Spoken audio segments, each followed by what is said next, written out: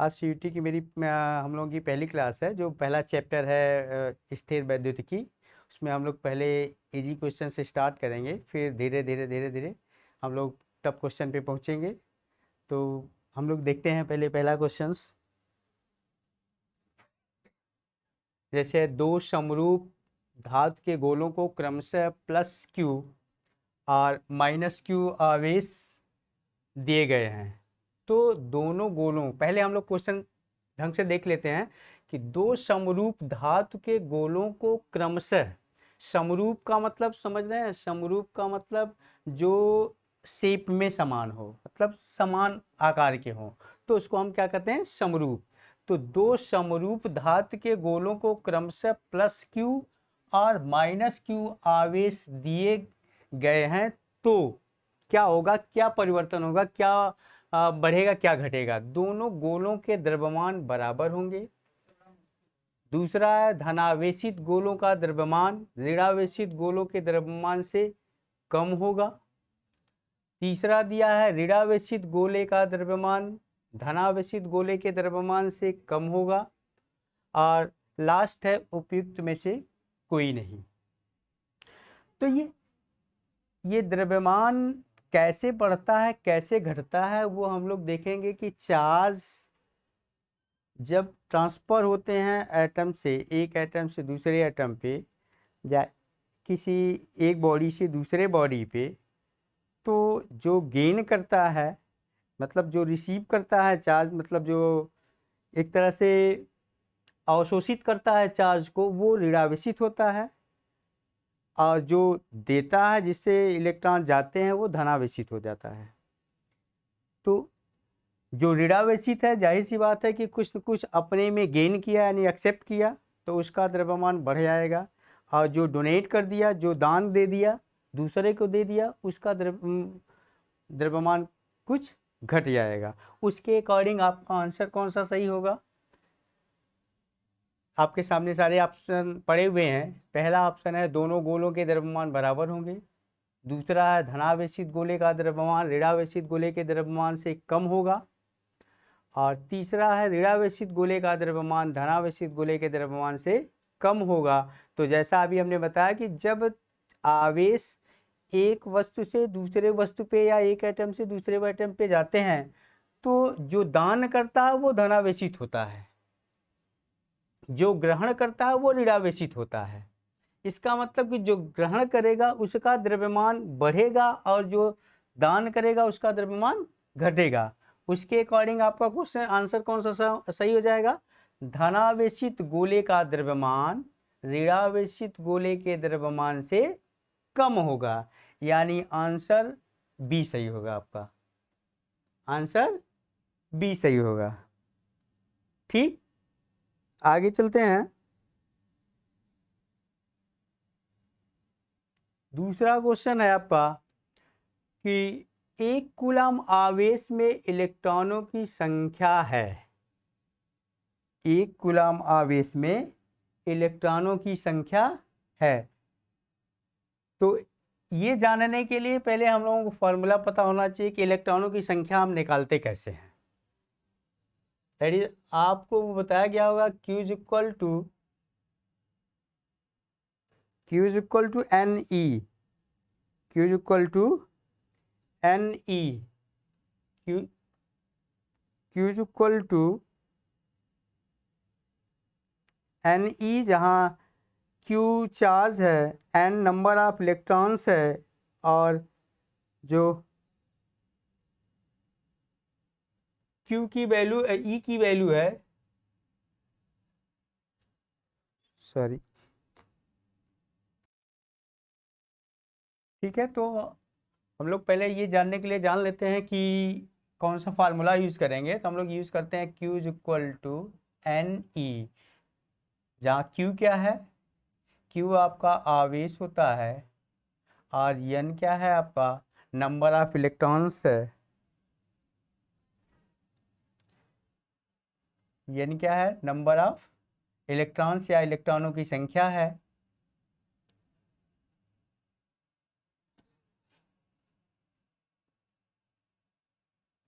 इलेक्ट्रॉनों की संख्या है।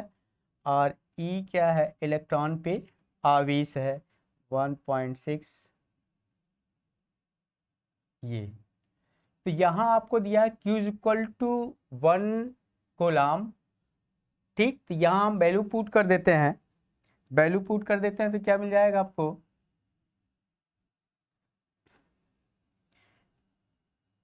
That is 1 is equal to n और इंटू ई की वैल्यू कितना है 1.6, 1.6 गुणे 10 के घाते -19।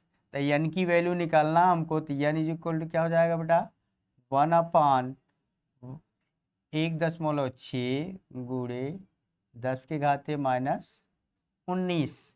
अब हम डिवाइड कर देते हैं इसको, तो डिवाइड करेंगे तो क्या मिल जाता है, पहले डेसिमल हटा देते हैं, डेसिमल हटाएंगे तो ऊपर एक जीरो बढ़ जाएगा, इसके बाद इसको ऊपर ले जाते हैं। ठीक, तो कितना हो जाएगा 10 के पावर, यहाँ देखो 10 के पावर अगर माइनस होता है तो ऊपर हर से अंश मिले जाएंगे तो प्लस में हो जाता है, तो क्या लिखेंगे 19 ओनली अपान कितना हो जाएगा 16। ये डेसिमल के लिए 10 हो गया।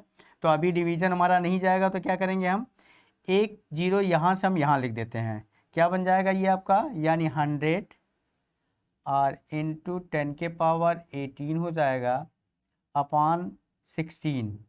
अब ये डिवाइड करेंगे तो कितना हो जाएगा 16 6 96, यानी 16 छक्का 96, 16 छक्का 96। मतलब ये देखते हुए लगभग ऑप्शन देखेंगे तो आपको क्लियर होने लगेगा कि कौन सा ऑप्शन आ रहा है। तो नियर अबाउट जो हमको भाग देने पे पहला डिजिट आया, या तो ऑप्शन 1 सही होगा या तो बी सही होगा, लेकिन बट आगे का देख लेते हैं।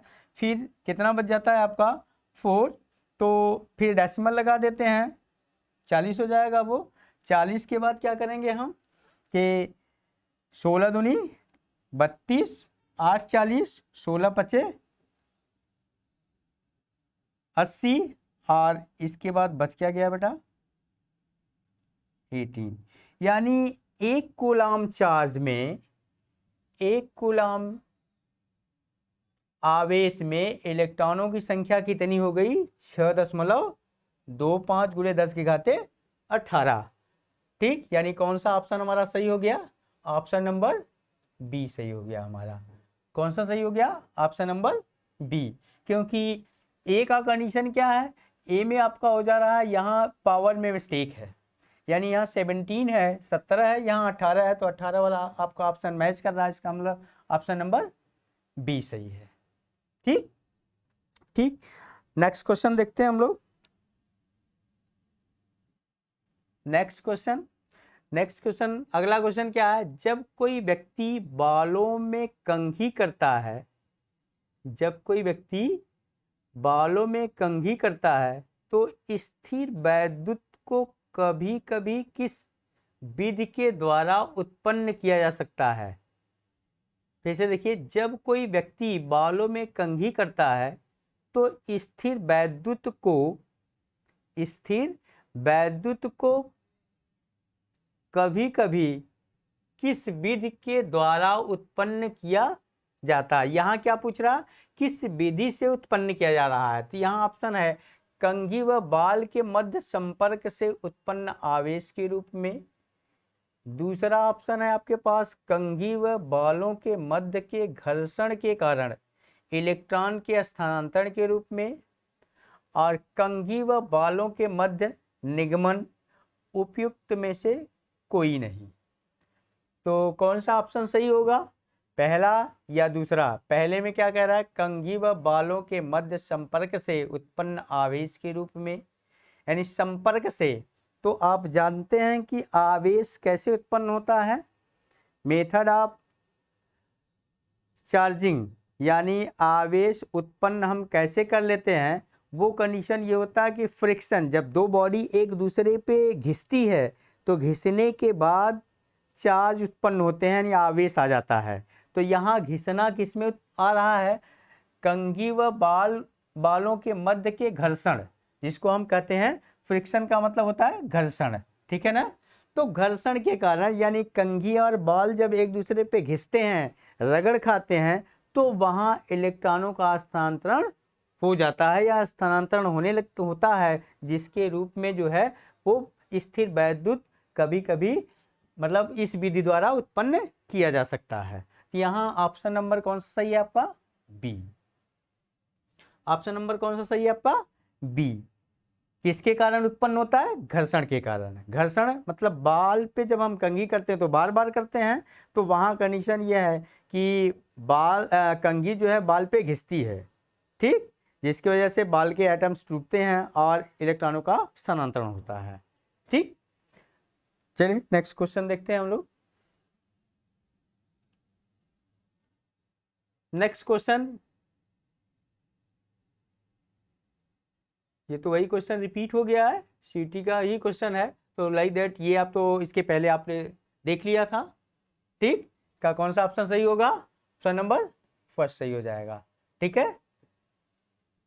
नेक्स्ट क्वेश्चन देख लेते हैं हम लोग। नेक्स्ट क्वेश्चन है, यदि +1 माइक्रोकूलाम तथा +4 माइक्रोकूलाम के दो आवेश एक दूसरे से कुछ दूरी पर वायु में रखे हों तो उन पर लगने वाले बलों को अनुपात होगा, यानी बलों का अनुपात होगा, ऐसा होना चाहिए था। यदि 1 माइक्रोकूलाम तथा 4 माइक्रोकूलाम के दो आवेश एक दूसरे से कुछ दूरी पर वायु में रखे हों तो उन पर लगने वाले बलों का अनुपात होगा। तो पहले ये पूछ रहा है वैद्युत बल। वैद्युत बल को आप जानते हैं क्या होता है कि F = 1/4πε0 Q1 Q2/r², जहाँ Q1 ये 1/4πε0 क्या होता है? कांस्टेंट है जिसकी वैल्यू कितनी होती है, यानी 1/4πε0 की वैल्यू कितनी होती है बेटा? 9 × 10⁹ ठीक। और Q1 Q2 जो इसकी वैल्यू ये दिया गया है, तो पहले चार्ज के लिए ये सेम होगा, जैसे F1 निकाल लेते हैं और फिर क्या निकाल लेंगे? F2 निकाल लेंगे। तो दोनों चार्ज सेम है, वही दो चार्ज है, एक ये। लिखने का तरीका यहाँ बदला है कि दोनों चार्ज दो बार, जैसे एक ये और ये के दो आवेश, ठीक, तो एक तो इस पे एक फोर्स काम किया, दूसरा फिर वही काम करेगा तो वही फोर्स होगा, तो ये इसकी वैल्यू भी वही आ जाएगी 1/4πε0 Q1 Q2/r²। ठीक, तो यहाँ जब रेशियो निकालेंगे तो ये हो जाएगा F1/F2, that is value same है, तो क्या जाएगा? 1:1 दैट इज क्या हो जाएगा? 1:1 का, यानी ऑप्शन कौन सा सही हो जाएगा? ऑप्शन नंबर सी सही हो जाएगा। कौन सा सही हो जाएगा? ऑप्शन नंबर सी सही हो जाएगा। ठीक, चलिए नेक्स्ट क्वेश्चन पे आ जाते हैं हम लोग। नेक्स्ट क्वेश्चन है हमारा, वैद्युतशीलता का यसाई मात्रक है। वैद्युतशीलता का यसाई मात्रक है। वैद्युतशीलता यानी वैद्युतशीलता क्या होती है? ε0। वैद्युतशीलता क्या होती है? ε0, जिसको आप पढ़ते हैं ε0। ठीक, तो ये निर्वात की वैद्युतशीलता है। यहाँ वैद्युतशीलता का यसाई मात्रक क्या होगा? यहाँ लिखा गया कूलाम स्क्वायर पर न्यूटन मीटर स्क्वायर, दूसरा लिखा गया न्यूटन मीटर स्क्वायर पर कूलाम स्क्वायर, और सी पे है न्यूटन पर कूलाम, और डी पे है न्यूटन वोल्ट मीटर स्क्वायर। तो आइए हम लोग देख लेते हैं कि कैसे ये आएगा। मोस्टली आप लोगों को पता ही होगा, ज़्यादा लोगों को, लेकिन कुछ लोगों को नहीं पता होगा कैसे निकाला जाता है, ये हम लोग देख लेते हैं। ठीक है, तो यहाँ जैसे ये जो आप अभी आपने कूलम्ब्स लॉ लिखा या वैद्युत बल का फार्मूला जो लिखा 1/4πε0 या ε0, ये हो गया Q1 Q2/r²। ठीक, तो यहाँ से एप्सिलॉन की हमको यूनिट चाहिए, मात्रक चाहिए, तो एप्सिलॉन को इस साइड कर देते हैं। ठीक, ये हो गया ε0 = कितना हो जाएगा? 1/,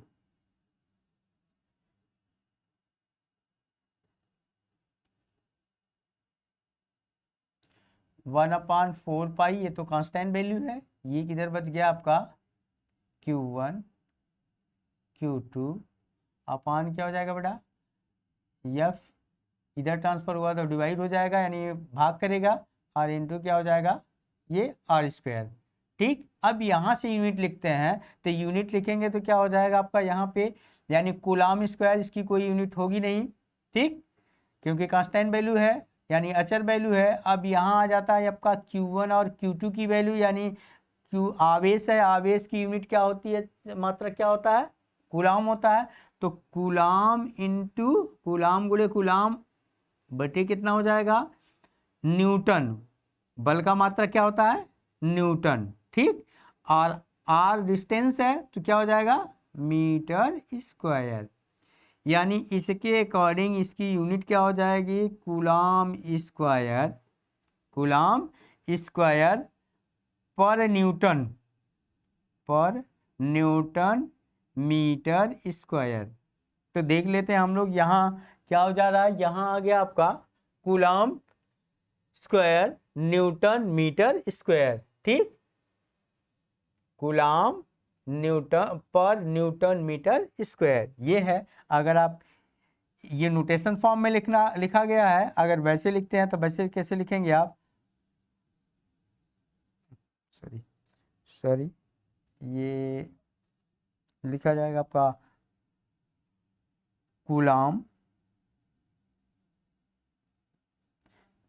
कूलाम का स्क्वायर और पर न्यूटन, ठीक, मीटर स्क्वायर, यानी कौन सा ऑप्शन मैच कर रहा है कूलाम स्क्वायर, ठीक, पर न्यूटन मीटर स्क्वायर। ठीक, यानी पहला ऑप्शन आपका मैच कर रहा है, यानी पहला ऑप्शन आपका सही है। ठीक, चलिए नेक्स्ट क्वेश्चन देखते हैं हम लोग। नेक्स्ट क्वेश्चन है कोई भी वस्तु जब आवेशित होती है, जब इसका आवेश असंतुलित हो, जिसका अर्थ है क्या है, जब कोई वस्तु तब आवेशित होती है जब इसका आवेश असंतुलित हो, जिसका अर्थ है वस्तु में प्रोटॉन नहीं है, वस्तु में इलेक्ट्रॉन नहीं है, वस्तु में इलेक्ट्रॉनों एवं प्रोटॉनों की संख्या बराबर है, वस्तु में इलेक्ट्रॉनों एवं प्रोटॉनों की संख्या असमान है। क्या लगता है, क्वेश्चन एक बार फिर से रीड कर लेते हैं अगर नहीं समझ में आ रहा हो तो। कोई वस्तु तब आवेशित होती है, आवेशित पूछ रहा है कि वस्तु आवेशित कब होती है, वस्तु आवेशित कब होती है ये पूछा जा रहा है कि वस्तु आवेशित कब होती है। जब कोई वस्तु आवेशित होती है जब इसका आवेश असंतुलित होता है, जब संतुलित हो जाएगा तो बॉडी क्या हो जाएगी न्यूट्रल हो जाएगी, क्योंकि इलेक्ट्रॉनों और प्रोटॉनों की संख्या अगर बराबर हो जाती है तो क्या हो जाएगा वो संतुलित बॉडी हो जाएगी, संतुलित वस्तु हो जाएगी। यानी इसका मतलब है, तो ऑप्शन आपके सामने है, शायद आप समझ गए होंगे कि वस्तु में प्रोटॉन नहीं है, वस्तु में इलेक्ट्रॉन नहीं है, और सी ऑप्शन में लिखा है वस्तु में इलेक्ट्रॉनों एवं प्रोटॉनों की संख्या बराबर है, और अगला ऑप्शन लिखा गया है वस्तु में इलेक्ट्रॉनों एवं प्रोटॉनों की संख्या असमान है। तो असंतुलित होगी तब जब वस्तु में इलेक्ट्रॉनों एवं प्रोटॉनों की संख्या असमान होगी, इलेक्ट्रॉनों और प्रोटॉनों की संख्या असमान होगी। ठीक, तो इसके हिसाब से कौन सा ऑप्शन सही है, डी ऑप्शन सही हो जाता है। ठीक, चलिए नेक्स्ट क्वेश्चन पे चलते हैं हम लोग। नेक्स्ट क्वेश्चन है वैद्युत क्षेत्र की तीव्रता का मात्रक है, वैद्युत क्षेत्र की तीव्रता का मात्रक है। तो पहले ये मात्रक लिखने के लिए मोटा मोटा आप लोग जान लीजिए कि हमको उसका फार्मूला यानी सूत्र पता होना चाहिए। तो वैद्युत क्षेत्र को हम ऐसे अगर शार्ट में आप याद करना चाहें तो ई से डिनोट करते हैं। ठीक, तो ई इज इक्वल टू क्या होगा यहाँ पे यानी वैद्युत क्षेत्र E बराबर होता है वोल्ट पर मीटर, यानी E is equal to V upon L। क्या होता है? V upon L।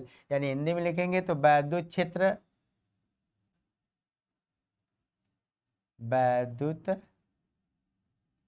क्षेत्र बराबर विभव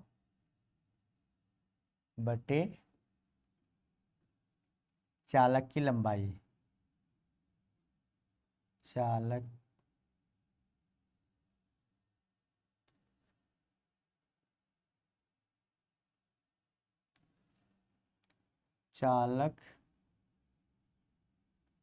की लंबाई, यानी लंबाई का मात्रक आप समझ रहे हैं और विभव का मात्रक समझ रहे हैं आप। तो विभव यानी हो गया वोल्ट, क्या हो जाएगा? वोल्ट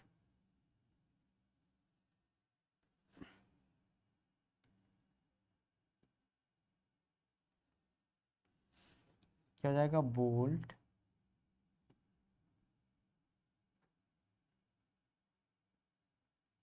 वोल्ट हो जाएगा और नीचे क्या हो जाएगा?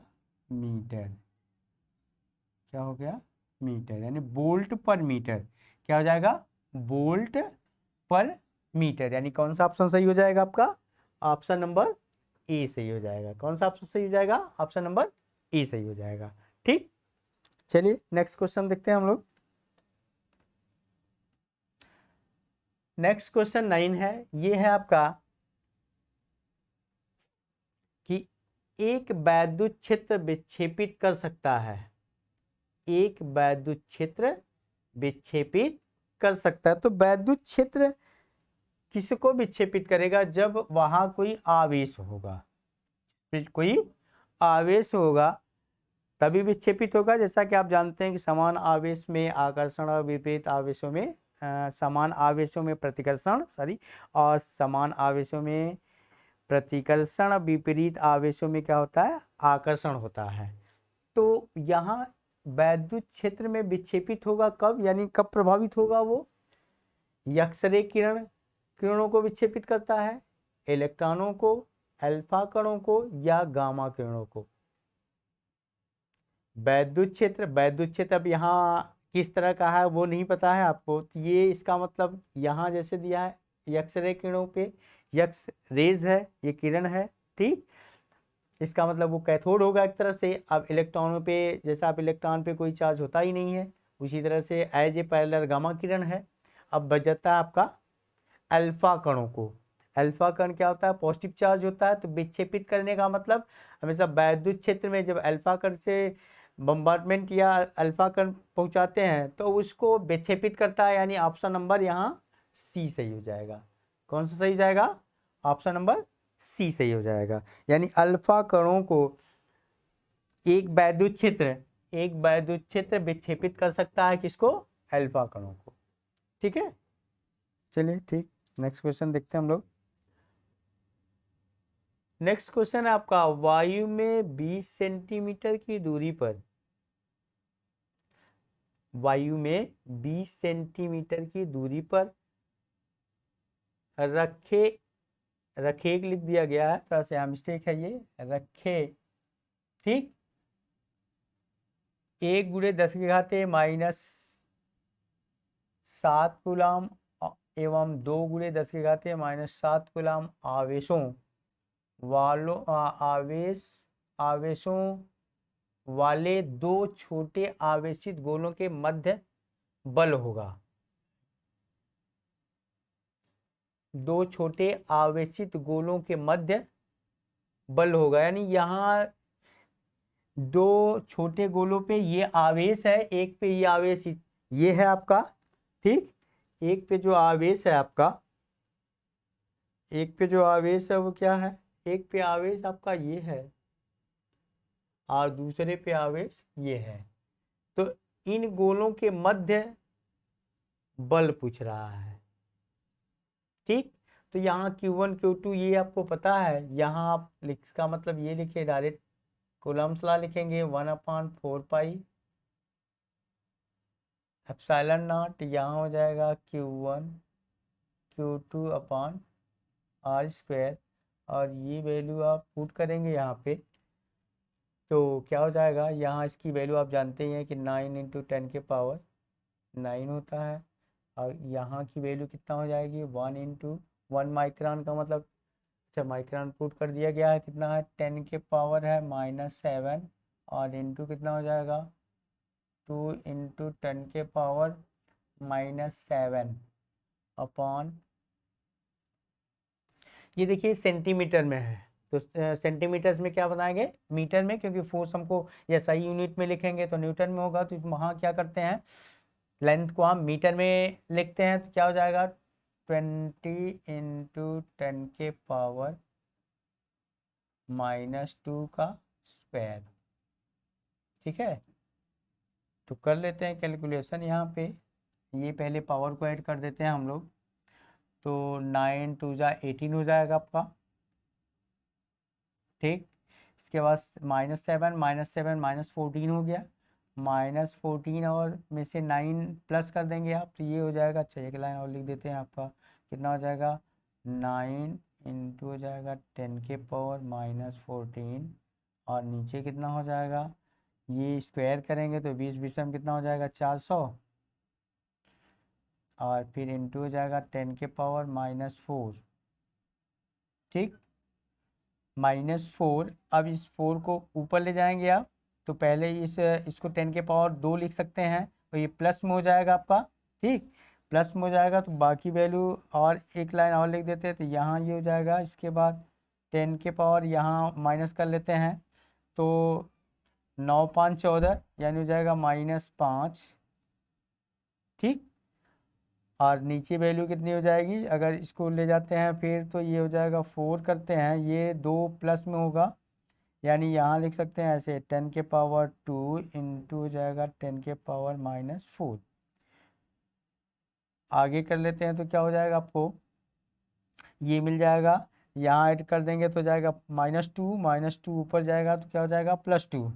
ठीक, यहाँ जैसे ऐड करते हैं तो -4 और +2 मिल करके क्या हो जाएगा -2 ऊपर जाएगा तो क्या हो जाएगा +2 हो जाएगा, तो यहाँ से और घट जाएगा तो यहाँ बच जाएगा इतना, यानी उसकी वैल्यू नेक्स्ट वैल्यू क्या आ जाएगी आपकी, यहाँ पुट कर देते हैं तो ये हो जाएगा F = यानी 18 × 10 के पावर -5 और इंटू 10 के पावर -2, ये जो +2 सॉरी, ठीक, -2 बचेगा, तो माइनस ऊपर जाएगा तो प्लस हो जाएगा, अपान कितना बच गया आपका 4।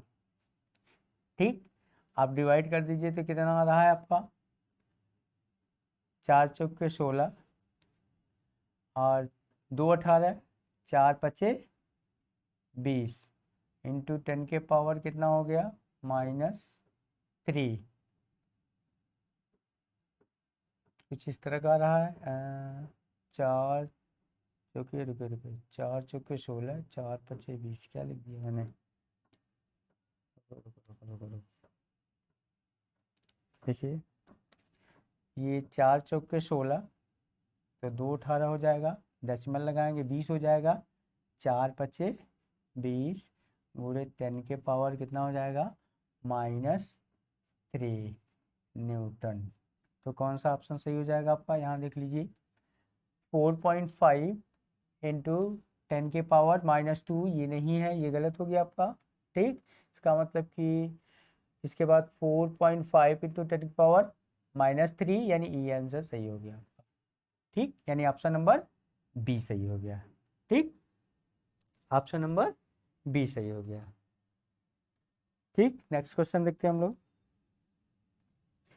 निम्न में से कौन सा चित्र एकांक ऋणावेश के कारण विद्युत क्षेत्र रेखाओं को प्रदर्शित करता है।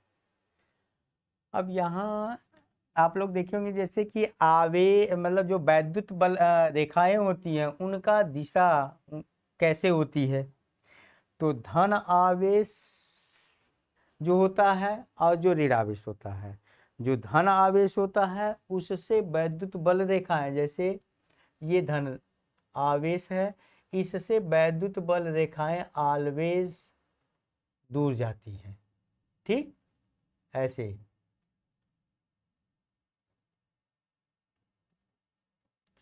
लेकिन जब ऋण आवेश होता है तो वैद्युत बल रेखाएं आवेश के अंदर जाती हैं। कहाँ जाती हैं? आवेश के अंदर की तरफ।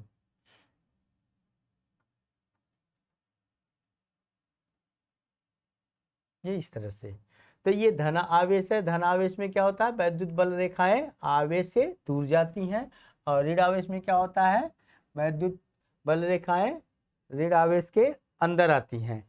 तो यहाँ आपको बताना, निम्न में से कौन सा चित्र एकांक ऋणावेश के कारण विद्युत क्षेत्र रेखाओं को प्रदर्शित करता है? यहाँ आपको ये देखना है एकांक ऋणावेश। एकांक ऋणावेश, तो ऋणावेश अब पहले को देख लेते हैं। ये तो यहाँ से उसके अकॉर्डिंग क्या हो रहा है? ऋणावेश से यहाँ ये वैद्युत बल रेखाएं दूर जा रही हैं इस तरह से ना, दूर जा रही हैं। तो ये क्या हो गया? ये तो गलत हो गया आपका ना। ये क्या हो गया आपका? गलत हो गया। ठीक,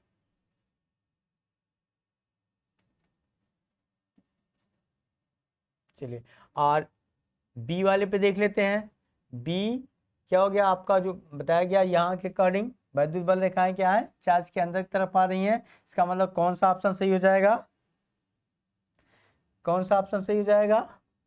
ऑप्शन नंबर बी सही हो जाएगा आपका। क्या सही जाएगा? ऑप्शन नंबर बी सही हो जाएगा आपका। ठीक है। और अगर इसमें देख लीजिए कि यहाँ से भी आवेज आ रही हैं और यहाँ से भी आवेज आ रही है, इसका मतलब ये भी ऑप्शन गलत है।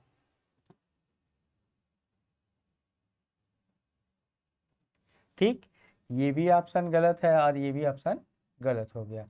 सही क्या हो गया आपका? ये। ठीक, वैद्युत बल रेखाएं ऋणावेश में क्या होती हैं? अंदर की तरफ जाती हैं।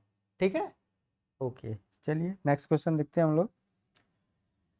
नेक्स्ट क्वेश्चन है, किसी 15 गुणे 10 घाते -4 पर 2.25 न्यूटन का बल कार्यरत है। उस बिंदु पर विद्युत क्षेत्र की तीव्रता होगी। यहाँ कुछ क्वेश्चन मिस्टेक है। किसी 15 गुणे 10 घाते -4 पर 2.25 न्यूटन का बल कार्यरत है। उस बिंदु पर विद्युत क्षेत्र की तीव्रता, वैद्युत क्षेत्र की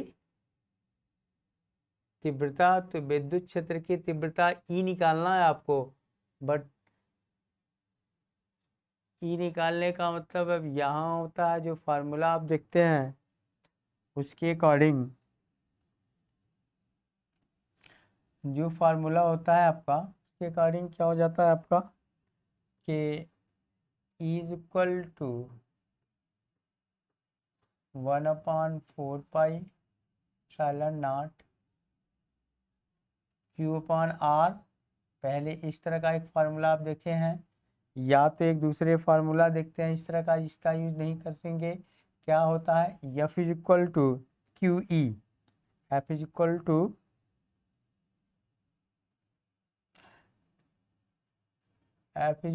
टू QE। ठीक, यहाँ E के द्वारा आप निकाल पाएंगे तो ये हो जाएगा आपको वैद्युत क्षेत्र की तीव्रता E पूछा जा रहा है आपसे।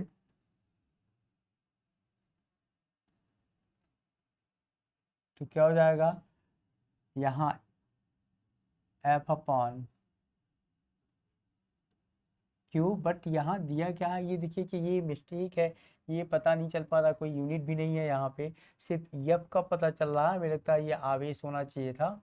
ठीक, कि किसी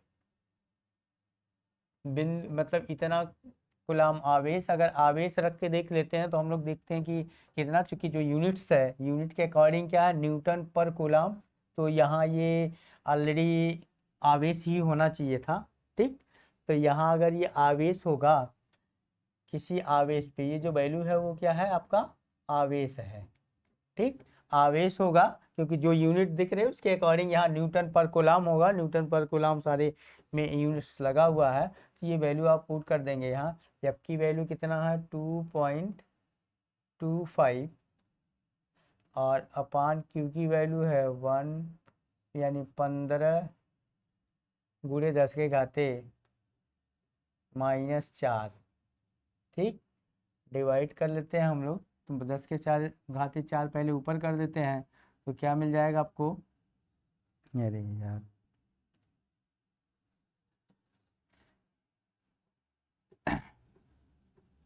2.25 गुणे 10 के घाते 4 हो जाएगा, ऊपर ले जाएंगे तो फिर नीचे क्या बचा 15। ठीक है, इसके अकॉर्डिंग अगर यहाँ हम पूरे 10 के घाते 4 को हम 0 में ले लेते हैं तो क्या मिल जाएगा आपको 2 5 0 0 0 0 1 2 3 4 0 बढ़ गया।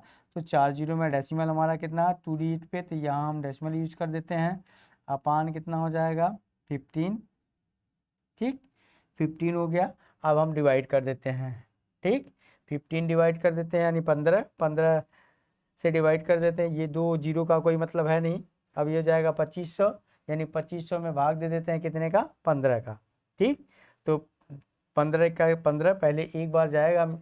ठीक है, कितना बार जाएगा, एक बार जाएगा 15 का 15। ठीक है, या तो सीधे सीधे देखिए 15 15 हम 225 होता है, 15 15 हम 225, तो यहाँ सीधे सीधे 225। ठीक, 15 15 हम 225, तो यहाँ आप देख करके देख सकते हैं कि कौन सा ऑप्शन सही होगा आपका। बाकी 2 जीरो है तो 2 जीरो यहाँ लग जाएगा आपका, 2 जीरो उतरेगा तो ना, यानी कौन सा ऑप्शन सही हो जाएगा, ऑप्शन नंबर सी सही हो जाएगा। ऑप्शन नंबर सी सही हो जाएगा आपका, 1500 न्यूटन पर कूलम। ठीक, ऑप्शन नंबर सी सही हो जाएगा। ठीक है, चलिए नेक्स्ट क्वेश्चन देखते हैं हम लोग।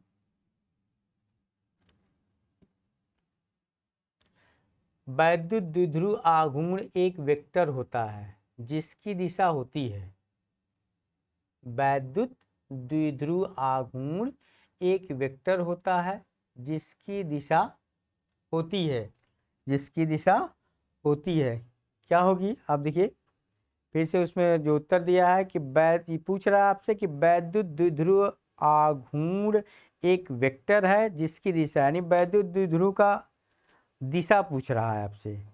ऑप्शन में आपके सामने है, ऑप्शन में आपके सामने क्या है, ऑप्शन में आपके सामने लगा हुआ है उत्तर से दक्षिण की ओर, दक्षिण से उत्तर की ओर, धन से ऋण आवेश की ओर, ऋण से धन आवेश की ओर। तो देखिए पहला जो ऑप्शन है उत्तर से दक्षिण की ओर, ये तो कंफर्म कर नहीं पाएगा क्योंकि वहाँ पोजीशन के अकॉर्डिंग दिशा बदलती रहेगी। तो पहला दूसरा ऑप्शन तो देख करके आप समझ सकते हैं कि सही नहीं होगा। आ जाता है सी और डी, धन से ऋण आवेश की ओर, धन से ऋण आवेश की ओर होगा कि ऋण से धन आवेश की ओर होगा।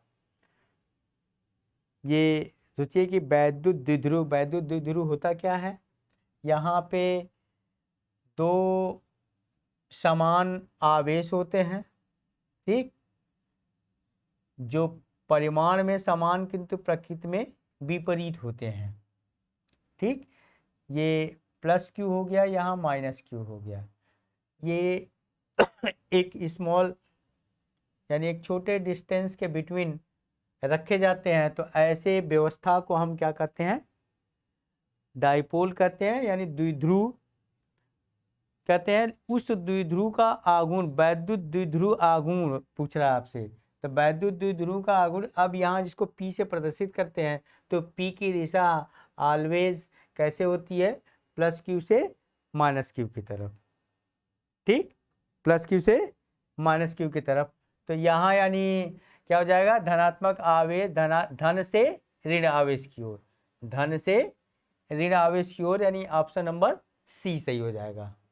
ठीक, चलिए नेक्स्ट क्वेश्चन है, वैद्युत क्षेत्र ई में, वैद्युत क्षेत्र ई में पी आघूर्ण वाले द्विध्रुव पर लगने वाला बल आघूर्ण है। ठीक, बल आघूर्ण। अब यहाँ बल आघूर्ण, जैसे जनरली मैकेनिक्स में आप लोग पढ़ते हैं कि बल आघूर्ण क्या होता है भाई, इसको टाउ अच्छे से प्रदर्शित करते हैं। किससे प्रदर्शित करते हैं? टाउ टेढ़ा टी होता है, ठीक, टेढ़ा टी होता है, जिसको आप कहते हैं बल आघूर्ण। तो बल आघूर्ण ये क्या है आपका? बल आघूर्ण है, टाउ से प्रदर्शित करते हैं। बल आघूर्ण बराबर क्या होता है? बल गुणे दूरी, बल गुणे लंबवत दूरी होता है। ठीक है, ये हो गया। तो ये बल आघूर्ण, या दूसरे तरीके से इससे भी लिख सकते हैं, जैसे P और E में रखा है, तो यहाँ P और E के अकॉर्डिंग देखना है। तो P और E के अकॉर्डिंग ये वेक्टर क्वांटिटी होता है, तो P डॉट E होगा, P डॉट E होगा कि P क्रॉस E होगा कि शून्य होगा कि E क्रॉस P होगा। पहले फिर एक बार क्वेश्चन देख लीजिए आप कि वैद्युत क्षेत्र E में P आघूर्ण वाले द्विध्रुव पर लगने वाला बल आघूर्ण है P dot E, P cross E, ठीक, या शून्य या E क्रॉस P, या E क्रॉस P, सोच के बताइए। तो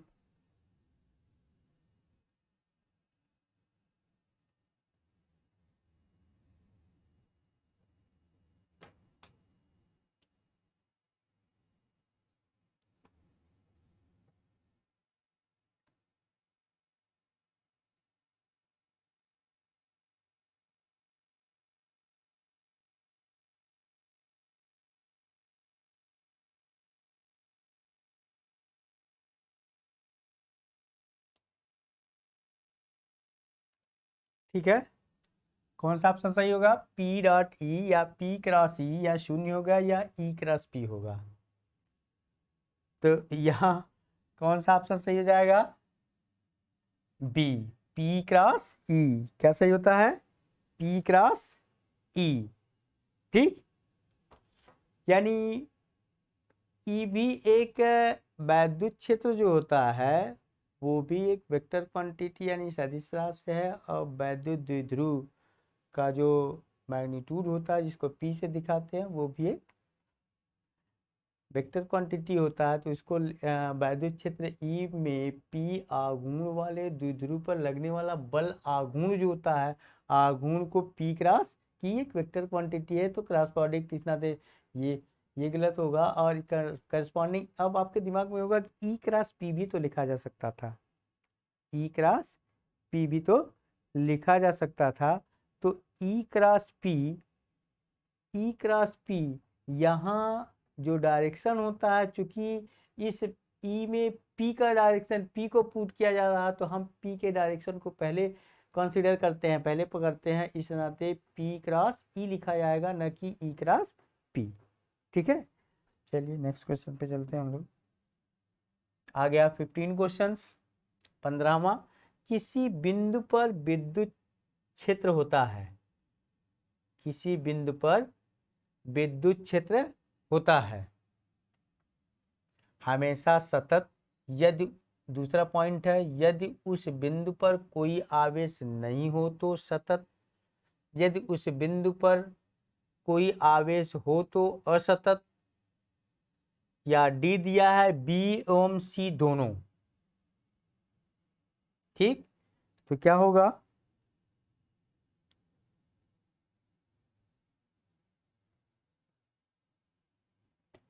क्या होगा भाई? यहाँ पे जो दिया हमेशा सतत, पहला ऑप्शन है। क्वेश्चन फिर से देख लीजिए, किसी बिंदु पर विद्युत क्षेत्र होता है, विद्युत क्षेत्र क्या होता है ये आपको बताना है, वो ऑप्शन में है आपके सामने, हमेशा सतत होता है, या दूसरा ऑप्शन है यदि उस बिंदु पर कोई आवेश नहीं हो तो सतत है, सी है यदि उस बिंदु पर कोई आवेश हो तो असतत होता है, यानी यदि उस बिंदु पर कोई आवेश हो तो असतत होता है, और ऊपर दिया यदि उस बिंदु पर कोई आवेश नहीं हो तो सतत होता है। और तीसरे ऑप्शन में लास्ट ऑप्शन डी में दिया है बी एवं सी दोनों सही है। क्या सही है, दिमाग लगाइए।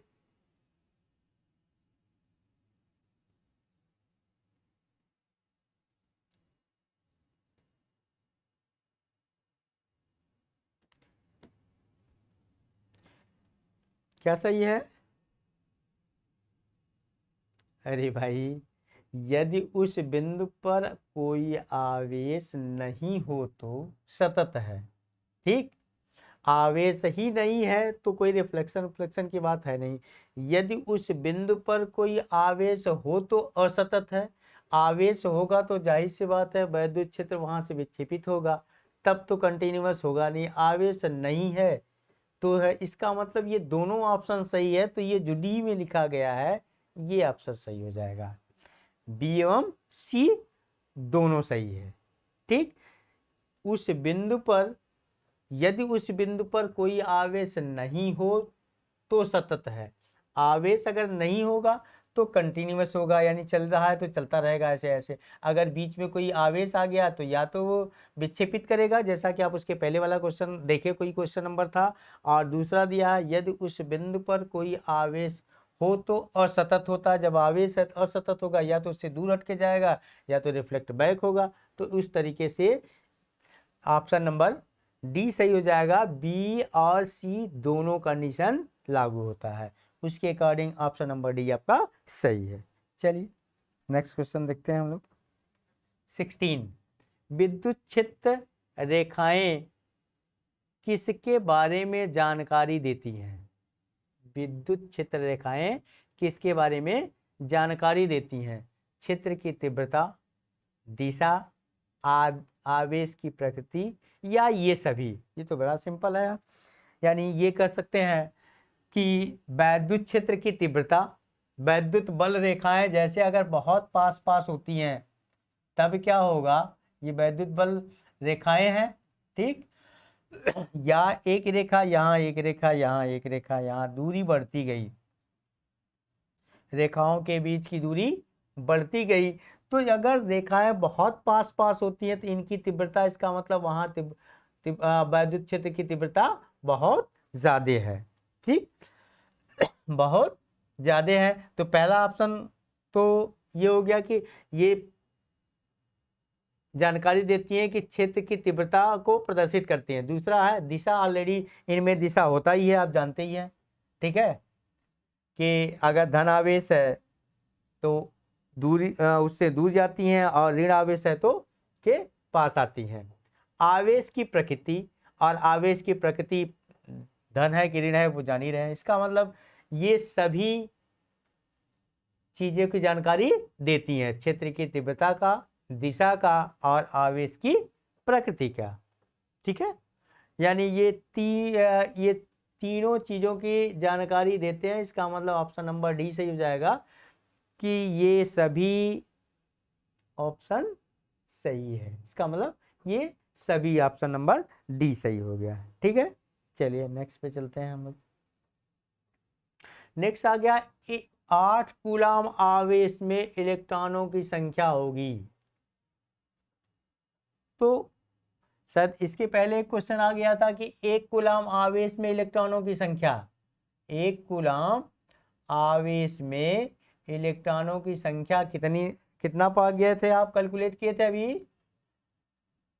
यही कैलकुलेट कर लिया था आपने, 6.25 इंटू 10⁻18। तो 8 में चूंकि 1 कूलाम आवेश में इलेक्ट्रॉनों की संख्या ये होती है, इसलिए 8 कूलाम आवेश में इलेक्ट्रॉनों की संख्या कितनी हो जाएगी, 8 से इसी में मल्टीप्लाई कर देंगे आप। ठीक है, तो कितना मिल जाएगा आपको? ठीक, कितना मिल जाएगा, मल्टीप्लाई करिए आप। तो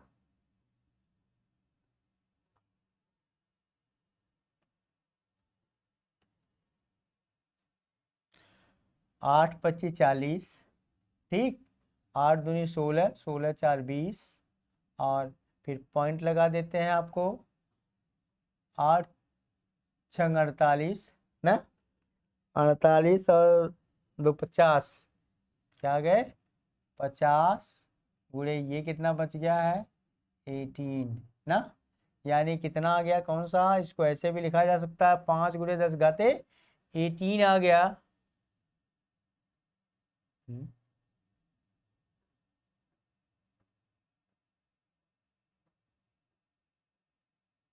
तो कोई ऑप्शन में मैच नहीं कर रहा भाई, 5 गुणे 10 घाते 19, 1.2, 8 गुणे 10 घाते 19 और 2 5, तो लग रहा है ऑप्शन नंबर ए सही होना चाहिए था, लेकिन आवेश तो यहाँ क्या कुछ 8 पंजे 40 हो गया, और 8 दूनी 16, 16 4 20 को 0 हो जाएगा, 8 छंग 48, ठीक ठीक, यहाँ ये मिस्टेक हो गया आपका, ठीक, 8 छंग 48, 2 50 होगा, कितना हो जाएगा 50,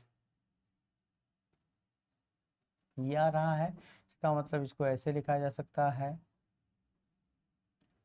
इतना इंटू 10 के पावर, ये 2 डेसिमल के बाद इसका कोई मतलब है नहीं, तो यहाँ ये डेसिमल हटाएंगे तो यहाँ ले जा सकते हैं ये, इसका मतलब ऑप्शन नंबर कौन सा सही हो जाएगा, ऑप्शन नंबर ए सही हो जाएगा आपका, ठीक, ऑप्शन नंबर ये सही हो जाएगा, ठीक है। चलिए नेक्स्ट क्वेश्चन है, निर्वात के लिए परावैद्युतांक के का मान होता है, तो के एक परावैद्युतांक है, वहां जब चार्ज यानी आवेश को जब हम किसी मीडियम में रखे थे या और एक निर्वात में रखे थे, दोनों की वैल्यू आपने निकाला था, यानी एप्सिलॉन अपान एप्सिलॉन नॉट, ठीक, इस ये क्या है, एक रेशियो है परावैद्युतशीलता का, ये है या परावैद्युतांक का के, तो डाइलेक्ट्रिक कांस्टेंट जिसको बोलते हैं, यहाँ के की वैल्यू 1 से ज़्यादा होती है और इन्फिनिटी से कम होती है, ठीक, तो ये के की वैल्यू जो होती है, यानी परावैद्युतांक का निर्वात के लिए क्या होता है 1 होता है, ये किसके लिए होता है, निर्वात के लिए, ये थोड़ा सा याद करना होगा आपको, ठीक है।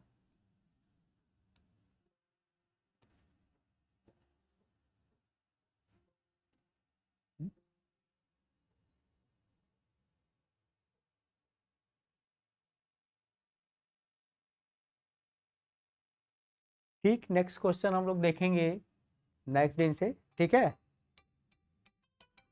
फिर सबमिट कर लेते हैं।